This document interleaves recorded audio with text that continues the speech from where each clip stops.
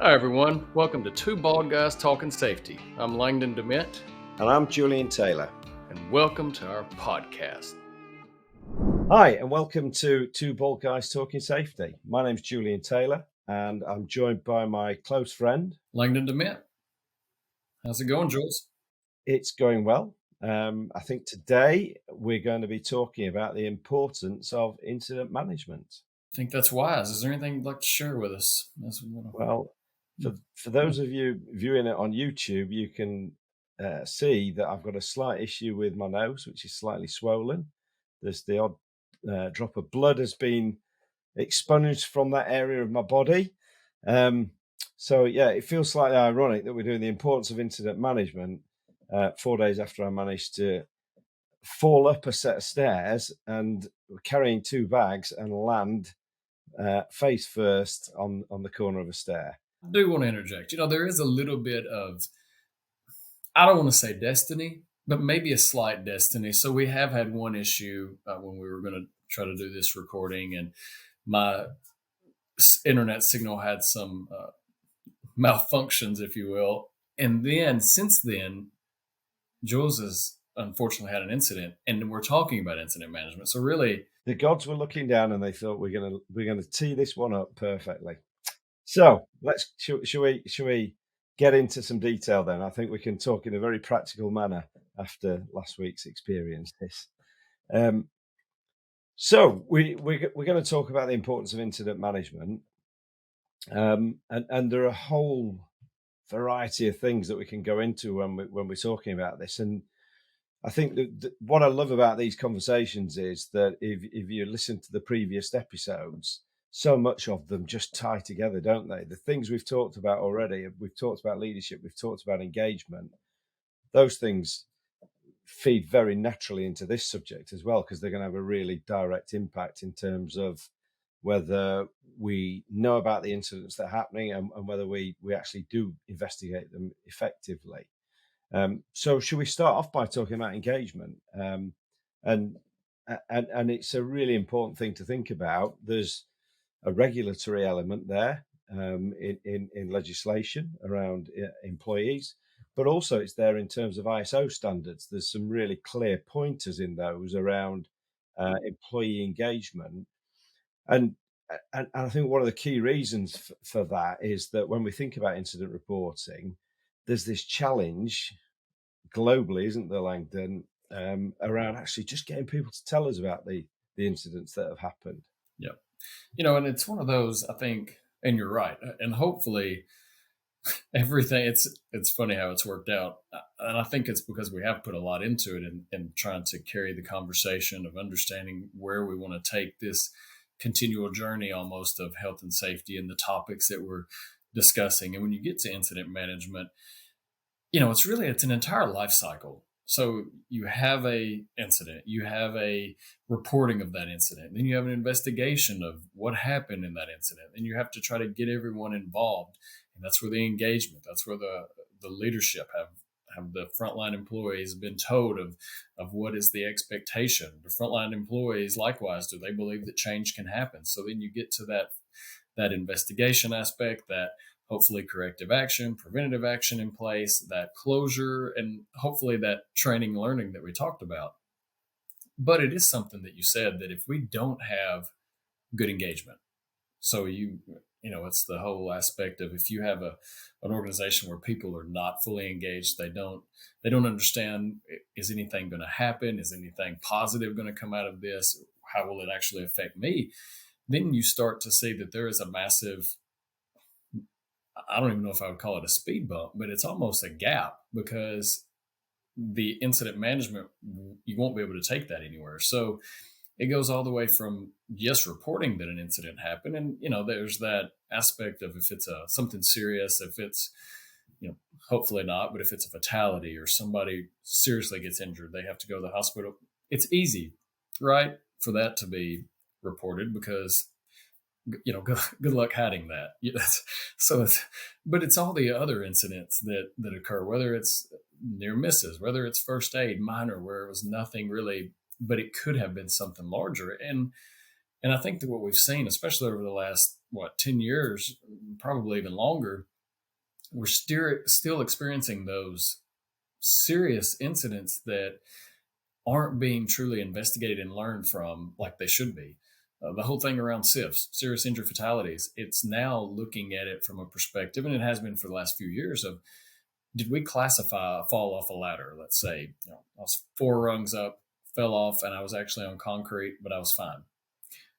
A lot of times that might just be viewed as a typical incident, but have we actually looked at that as a serious incident? So I think what we're seeing now are some of the, let's go back to basics. And I think a lot of it probably has stemmed from the C word that we don't want to name, COVID.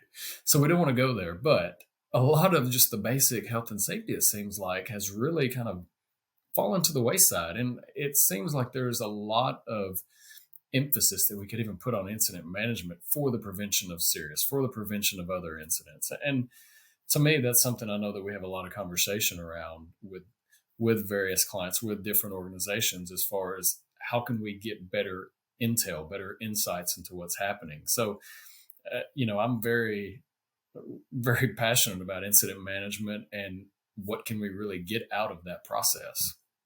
And there's so much involved, isn't there? That's the thing. I mean, I was just sort of pondering as you were talking then.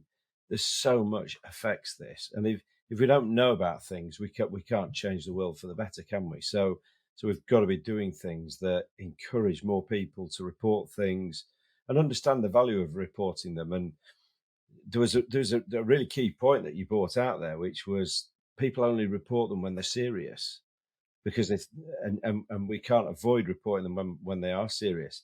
And I had a really interesting case just a couple of weeks ago of a business which had a very autocratic leadership style, and actually they had site managers who covered up reportable incidents because they were worried about the reaction that they would get from senior leadership. Well, you start to think about the ramifications of that in an organization, and it's massive. So so I think there's a really large piece of this that is cultural, isn't it? It's cultural at a leadership level, it's cultural at an employee level, and it's all about getting all of those people to recognise that actually there's a real value to doing this, and the value is yeah, it's stopping incidents from happening again, and it's keeping people safe. And let's also be realistic. There's also a kind of operational and profitability piece as well, isn't there? That if you have an incident, what's the first thing that happens? Production stops, doesn't it? Whatever business you're in, you have to stop doing what you're doing to sort it out. So actually, there's a real value financially as well in terms of sorting this out and doing it more effectively. Yeah.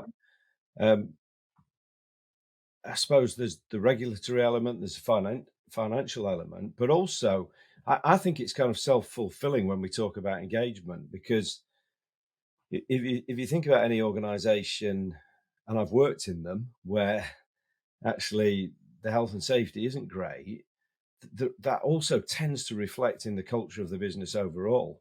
So what you tend to see is that those kind of organizations actually have issues around sort of retention of people. Yeah, and actually the retention of people, if that's poor, that has a knock-on effect then in terms of quality and what the business does.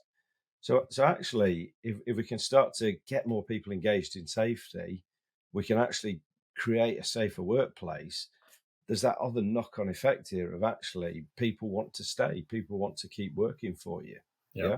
And I don't want to be I don't want to be superficial from the standpoint of how we hit on some of this aspect, because I mean, let's be honest, incident management is a there's so many aspects to it. The investigation part, and I know we're going to dive deeper into that later. The actual hazard reporting, hazard spotting, and we'll get to that in another podcast as well. But you think about it, and you think about that whole life cycle of an incident and how each step is just added to the other to have that closeout and that preventative standpoint. But really, it ties back for many of you. Maybe you've heard of the blame cycle, or for those who haven't, it's basically if an incident happens and uh, leadership will look at them and say, well, why did you mess up? Well, then the frontline workers like, well, it wasn't necessarily me that messed up. It was an incident that happened. So then communication starts to suffer because the trust has been dwindled. Well, then if communication stops, then I don't want to share because I don't trust you. So management then likewise is going to suffer because of that lack of communication and that lack of trust. So both parties, and then you have a continual cycle of failures when instead it's looking at it from, hey, how do we actually look at what happened in that investigation? Kind of like what we talked about a few podcasts ago. Was it a lack of true kind of that training learning aspect that we didn't provide the workers with some of the necessary tools needed to suit the job? Did we not utilize to the best of abilities? Whatever, it can go on and on. But I think what we see is, how often are we looking at it from a what were we getting in? Have we been tracking good data? Have we been getting good insight into incidents when they come in? Maybe it's a near miss for a lot of organizations. I think even tracking or treating a near miss as an actual incident, and that gets tough. There's a lot of organizations that are very very forward in the maturity model, and for them, yeah, if they're having great reporting, which is crucial, maybe they're having, whatever, hundreds of near misses, which could be another conversation. But if they're treating it as such, it might be difficult to actually go through every one of those if they're highly engaged. But that's when you start figuring out, well, let's prioritize. But for those others, let's treat it just like an incident. And hopefully we can start having some preventative steps going forward. And that's when we start seeing that engagement aspect, because when we used to do quite a bit of training around this, and I think it aligns perfectly whenever if someone's really wanting to either get a new incident management process, or if they're looking for new tools to manage that, I love just doing some trainings with them of, hey, let's look at the process you're doing now. Let's basically align to get a better understanding of that incident, because if I don't have people involved, if I don't have people bought into that process, there's going to be so many issues that arise, because as safety professionals, as leadership, we are banking on the frontline workers to actually report. And there's so many obstacles to even reporting. It's one of those, and it's, think about it, maybe take a quick step back. I was that, Jules, what were you like? I was the type of kid, and you'll see where I'm going with this, that I was fortunate because I paid attention in class. I was decently smart, so I made pretty good grades. But I wasn't the type child that wanted to raise my hand and even ask a question unless I was truly clueless and I looked around the room to see, okay, everybody is on the same page. That just wasn't me. I don't know what you were like, and you'll see where I'm going with this. How about you? Exactly the same. And it's, if you don't want to ask a question that there's others doing, you don't want to bring something up, because a couple of things. One, I don't know how it's going to be taken. I don't want to look like with my peers. I don't want to look like the village idiot who's bringing something dumb up. But same way, I think now, how do we get people to actually report? And that's the biggest, yes, we have to recognize hazards, but if people don't see the value in that, maybe there's a plethora of obstacles that could arise. So I think, to me, that's one of the things also we have to try to really dive into whenever people are looking at their processes, because we want to ensure that all aspects are well suited to actually have a productive incident management lifecycle. Because this is in theory, a simple process that is not simple. Well, there's been legislation in place for 50 odd years, and we're still talking about it, aren't we, in 2022? Exactly. So it's not that simple. I was going to say though, listening to you again there were a couple of sort of interesting points, and the first one is that term of near miss, isn't it? Because actually, that term of near miss is almost a bit soft soap, that it doesn't feel that important, does it? And yet, actually, you talked about severity as well. You could have a really severe near miss, a really severe near miss. And that's the kind of things we need to learn from. Yeah. The danger is though, people don't talk about it. And I'm feeling slightly guilty here because I didn't report to the hotel that I'd managed to fall up their stairs last week. So I'm kind of I'm kind of It's okay. I'm on the wrong side of the fence here slightly, There but I was a think time that I did the same thing at a yeah, WeWork. So yeah, okay. But then the other piece in terms of why people don't report things, and often it's simple stuff, isn't it? It's simple stuff. We've talked about leadership style. Yeah. Leadership style has a direct impact in terms of whether people are going to report things or not. And it can also be that industry culture. I'll just give a shout out here for a great book that I read, which is called Black Box Thinking by a guy called Matthew Syed. And Matthew Syed's a journalist in the UK, but this book starts off talking about the reporting and the investigation of incidents. Now, if I was to say to you, which industry is the most effective investigator of incidents? Which industry? usually, well, here in the States, it's usually some of the highest hazard industries. It could be oil and gas, heavy manufacturing. I mean, that's But it's actually aviation, isn't it? If you think about it, it's aviation. You think about aviation, every incident in aviation is taken absolutely seriously, and there's a full investigation done, and the findings are published to the wider world. And it's because of the knock-on effect, isn't it? But that's a culture in that particular industry. It then compares it to the medical industry, where actually everybody is just scared to stupidity of being sued. So they just try and cover stuff up. So actually trying to investigate an incident effectively a lot of the time in a hospital is really challenging, and people don't sort of come out and tell the truth. So that cultural piece is obviously important.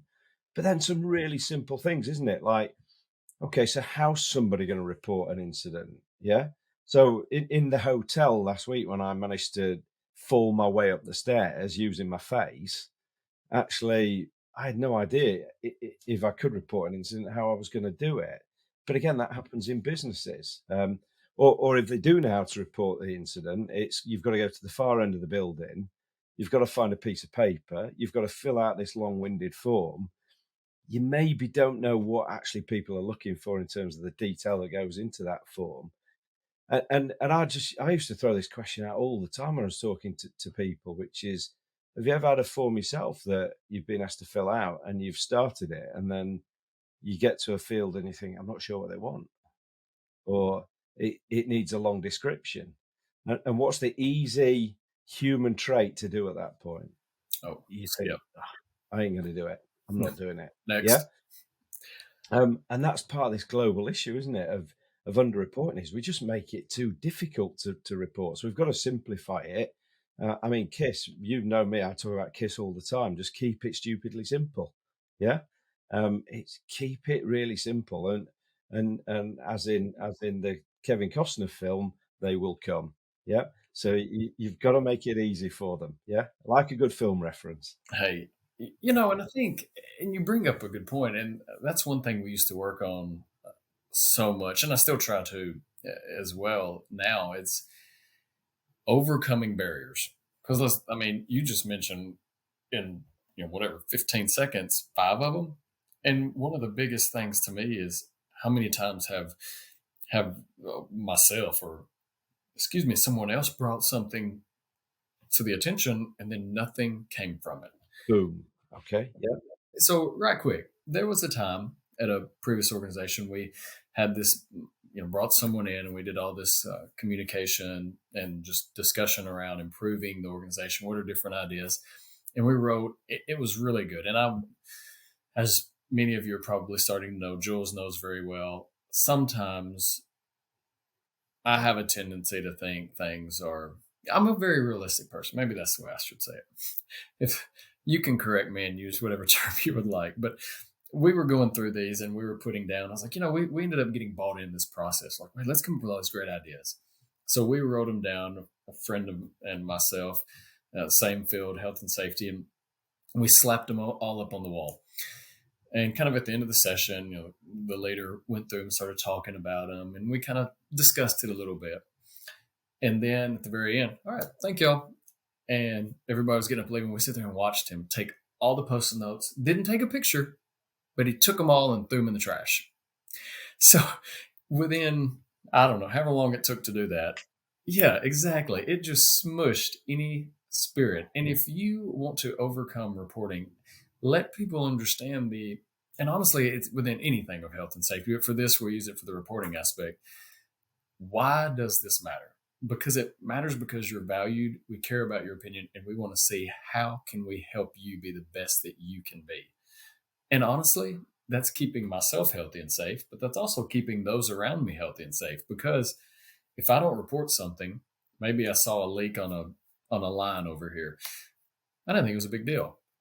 Maybe it was a flammable liquid that all of a sudden, Joe over here accidentally sparked something. You know what I mean? And I'm totally crazy scenario, but ensuring that people are bought in and that we care about what you say, that is one of the easiest, honestly, obstacles to overcome. Just throw ideas out and share those and say, hey, you know what?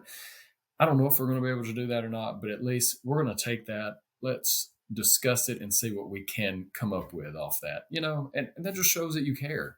I mean, that's my camaraderie. It's all about it. And for those of you who are listening as opposed to watching, I've just made the fatal mistake of doing something that was very visual rather than audible. So just to explain that, I really just did an impression of my fist into my hand, and it was really sort of simulating the crushing of Langdon's spirit at the end of that session, which is something that's really easy to do as a leader or a manager, isn't it? If we behave in the wrong way, just those little actions that we don't even think about have a big ripple effect in terms of, are people going to report things or are people not going to report things? Um, I'm going to bow down to your superiority here as well, Langdon, which I try to avoid doing. Thank But you. in this case, I think, so just the conversations we've had, you've kind of sort of changed my perception slightly. I used to get really passionate about leading indicators, and I'm still passionate about leading indicators. I think they're great things. We should be trying to capture information that's going to help us to proactively prevent incidents from happening. But I think there's a danger in this world we live in that life becomes very black and white. It's either this or it's this. And actually, safety is not like that. So I think it's really important to sort of talk about this lagging versus leading, to say, yeah, leading indicators are important, but reality is we're never going to completely eliminate incidents. So we've still got to have a focus on those lagging indicators, haven't we? And sort of consider how those can again help us to sort of mitigate and prevent things from happening again. Yeah, well, it's the whole, yeah, for sure. I mean, it is the aspect of, we see typically history repeats itself, right? Yeah, yeah, Just in yeah. general. So you know that if you don't rectify an incident, even if it was 2 years ago, that if you kept track of it, that's that lagging you're talking about. If we don't look and we don't have a good investigation of that incident management, if we didn't have it reported, whatever, maybe it wasn't reported. If we don't have good data of that, it's probably going to happen again. And the same way, I'm definitely want to be preventative. I want to look at leading indicators, and then I want to even look past that at what are pre-incident steps that we could take. What are things that are positive? So I definitely like that, but you have to know where you've been so you can know where you want to go. And I love your idea of sort of almost doing a pre-incident investigation. So actually getting people into this mindset of investigating in the first place, but also maybe almost like me going up the hotel stairs. If we'd done a pre-incident investigation of guests using the stairwell, it may not have happened in the first place because we've actually got people to consciously think about it. It's a very facetious kind of example there, but I'll use it. Okay. Of lifting your feet Um, up. yeah. And I think the other thing that we see all the time is there's a massive inefficiency, isn't there? There's a massive inefficiency in terms of the way that incident data and investigations are actually managed.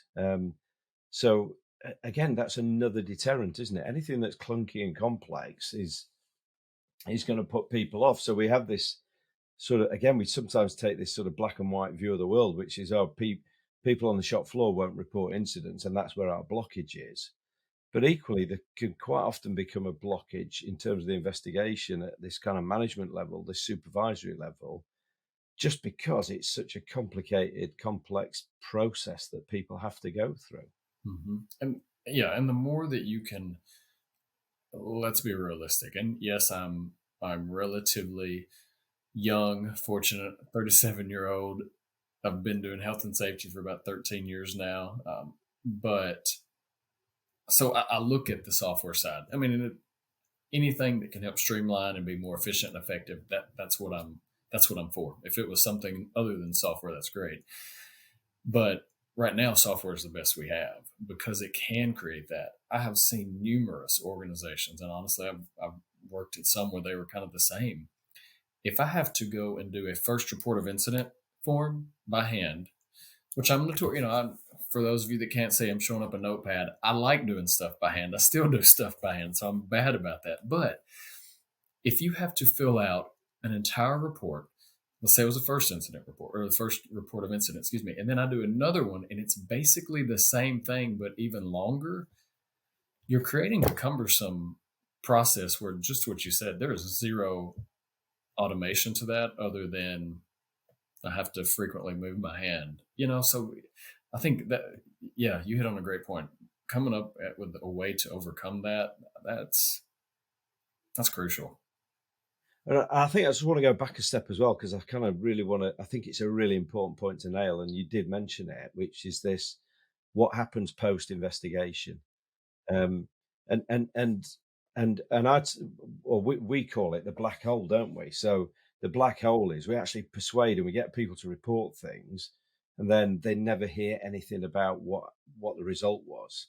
And so actually after a while people go, well, obviously nothing's happening, it's not important, it's not valuable, so I'm not going to do it anymore.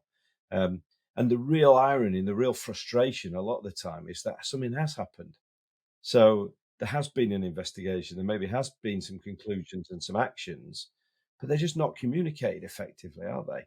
So that whole concept of actually having a really nice process at the end of lessons learned that's shared out to the right people. Again, simple thing to do, but it has a really, again, the ripples, it's the big ripples that it starts to generate because people go, oh, hang on a minute, I reported that. Yeah. And actually something's happened as a result of it. So I'm feeling like I'm generating a bit of value here. Yeah. So again, I think that's a really important point to focus on, that simplicity, and then make sure that we show some kind of results at the end of it. For sure. And I think hopefully viewers and listeners out there, what you have understood is that the incident management process, the incident management lifecycle, is a simple yet very detailed process. And I would say, I know Jules and myself can talk about this for considerably longer, but for sake of time and knowing we're coming to the end, I would say the next few weeks we will be breaking down certain aspects of this. And I think that, to me, that is where we can start getting even more in the weeds with this. So if there's anything, I'm about to do a little closeout, Joe. Is there anything you want to add before we kind of shift off? No. I think we've not really gone into sort of finite detail of what that life cycle looks like, but I think we've really hit on some important points in terms of things that you can think about as a health and safety professional that are going to start to help around this whole process. I think the most interesting thing for me is going to be how many people who've listened to this on their usual podcast provider rush now to YouTube to see what my nose actually looks like. I'm going to let you close it out at that point. I agree. And then please comment on whether he should have filled out an incident report also. I would like to say that because, for whatever the reason, maybe it was shoes you were wearing, you were tired, whatever it is, we could have learned from this and hopefully prevented future incidents. But for close, I would say, a couple of things. One, always, always, always review your own processes. Take an in-depth look, very introspective look at what you're doing. In this regard, we're talking about incident management. What does it look like right now? And be real with yourself. You hear us talk numerous times about the maturity model and the maturity scale that we use, and we'd be more than happy to share that with you. It definitely would, and kind of how that entails of transitioning on in your own organization. But no matter what it is, and again, I'm a realistic person, so that's just the way I view things. It is what it is. Take a very introspective look at what your incident management process looks like right now. Maybe it's great. Maybe there's some barriers you have to figure out how to overcome. Maybe it's part of the getting the insights, getting the data that you need to get better. What are people reporting? And we're going to get more into that as well. So I think that's one step. Also reflecting, why are people not reporting things? Again, the reporting aspect we will get to in a couple of weeks as well. But I think that is one of the most crucial elements. And then also, what does your process look like? Is it cumbersome? Is it simple? Incident management, again, it's a vast challenge to honestly undertake. And Joel said it earlier, talking about the aspect of underreporting, and it is because so many places are not as fortunate to even have that regulatory aspect to at least have that baseline. So for those places that don't, you're looking for a good practice, and hopefully through this conversation you can pick up a little something on how to get better. So with that, I look forward to the next podcast, which we'll be talking about hazard spotting. And Jules, it was good speaking with you today, buddy. As always. As always. Hey everyone, really appreciate you tuning into this episode of Two Bald Guys Talking Safety. Please follow and subscribe to wherever you stream your favorite podcast, or visit us at evotix.com. And if you want to see how follically challenged we really are, come and check us out on YouTube. If you've got value from the podcast, please go to Apple Podcasts, and in the review section of this podcast, if you could leave us a review or a rating, that would be great. And as always, everyone, while you're going about your days, about your normal lives, stay safe out there and watch each other's back.